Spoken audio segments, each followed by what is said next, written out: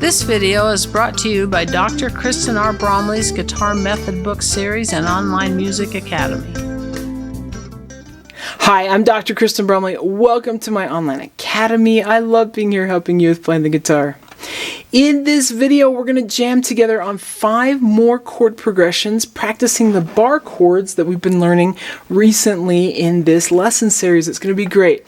This video accompanies lesson 15 from my Chords and Harmony Books 1 and 2 method book. In that book, we're going to be on pages 98 and 99 in this video, doing songs 6, 7, 8, 9, and 10. Before we just jump in and start jamming together on these songs, I'm going to walk you through just a little bit on finding the chords that we'll be using for these songs, and I'll just go over a little bit the strumming patterns that we'll be using for these songs. Okay, so I was really thorough in the last video, and of course the video before that I went over how these chords work. I'm going to do it less thoroughly in this one, but just review a little bit with you. So we have the root note, and the different roots that we're going to be using to play songs 6, 7, 8, 9, and 10 are the G root. So on the 6th string we have a G at the 3rd fret. On the 5th string we have a G at the 10th fret. So either one of those would work. And then if it's a major chord, we would put the major shape in front of it. If that root is on the 6th string, then we're going to put the 6th string forms in front of it, which is the E chord shape. So if it's a G major, I'll put the E chord shape in front of it. If it's a G minor, I'll put the E minor shape in front of it. If it's a G7, I'll put the E7 shape in front of it. If I'm using that bar at the 3rd fret, with that root on that low 6th string. If alternatively I'm using the one at the 10th fret, then I'm on the top 5 strings and I've got my root on that 5th string, I would put the A chord shape in front of it for major, the A minor shape in front of it for G minor, and the A7 shape in front of that bar for G7. So that's how that works. Now we'll run into C chords. We've got a C at the 3rd fret of the 5th string. We got a C at the 8th fret of the 6th string. So both of those would be options, and of course we put the same types of chords shapes in front depending on if it's major, minor, or dominant.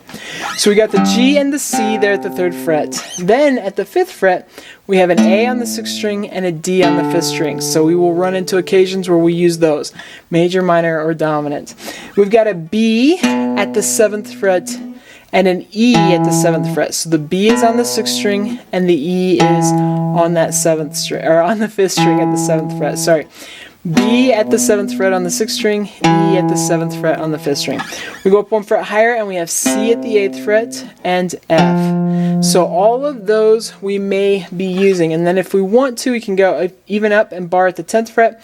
On the 6th string we have the D, and on the 5th string we have the G. And then we just use the appropriate shape in front of the bar depending on if our root is at the 5th string or the 6th string. Let's take a look at number 6. We're going to use a strumming pattern that goes down, down, down, down, up, down, down, down, up, down, down, down, down, up, down, down, down, up.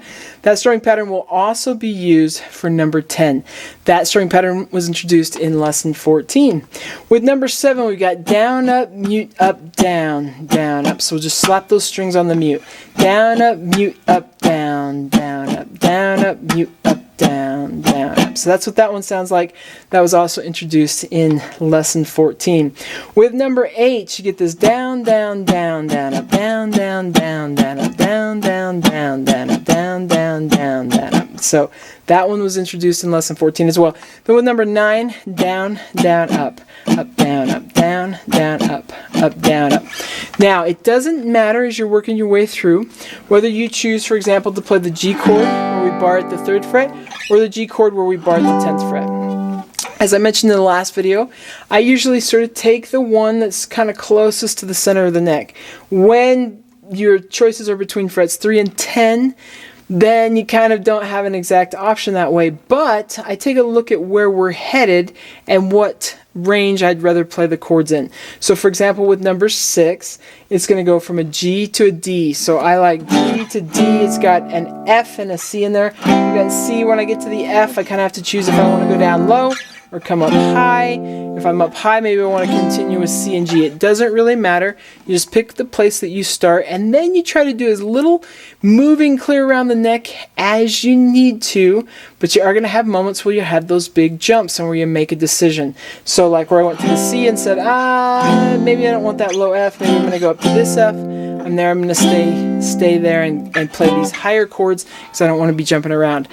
Generally speaking, we find a spot and then move as little as possible until we've painted ourselves into a corner or want a different sound, so we jump to the alternate option. Because we do have a major, minor, and dominant 7th chord option for each of these that has a root on the 6th string and a root on the 5th string. So we get to make some decisions there. And I'm making these decisions right as you and I are jamming. So you can do what I do, but you don't have to. I'm just going to play through it one time though. Now, as I've pointed out in previous videos, it can be really helpful just to find the root with your index finger and determine that first. You can play right along with the video, just finding that low root, that bass note. You can do the strumming pattern on that root if you want to, or not. Just play that root. Then start trying to put the shape in front of it. If your hands get tired, bar chords are really, really strenuous. Make sure to be doing some stretching and to not over practice them at once. Just a little bit at a time. But what you can do is actually just finger the shapes without pressing the strings down. And then you'll mute the strings, but it allows you to practice those shapes at the same time.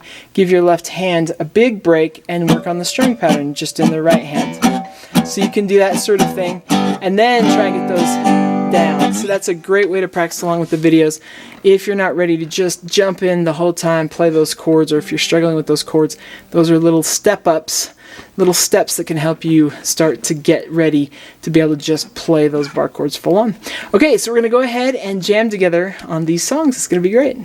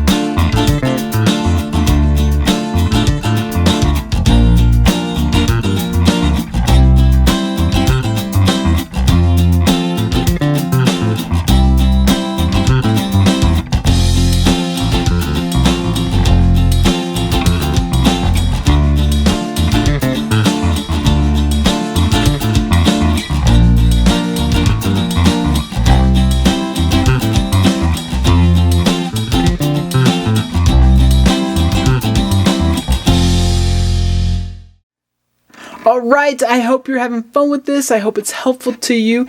If by chance you got tripped up with the E flat 7 or the B flat chords that snuck in there on numbers 9 and 10, then just remember that the flat roots are 1 fret lower than the natural note that they are sort of named after or named in relation to. So for example, we have an E7 chord with our bar at the 7th fret and our root note on that 5th string. So we'd have an E7 chord there. E flat 7 is 1 fret lower, so our bar is at the 6th string. Or we have a B natural chord with our bar at the 7th fret, that root being on the 6th string. And I've got a B chord there, B flat's going to be 1 fret lower, so I've got my bar at the 6th fret. Okay, I hope that's helpful to you as we continue through this lesson series. In the next video that goes with lesson 15, we're going to do 5 more songs from lesson 15. It's going to be great. Take care, and I'll see you again. Thanks for watching this video. If you found it helpful, please hit the like button and subscribe to the channel. And be sure to check out more great content. You can find more information about me and my products at KristenBromley.com. Take care.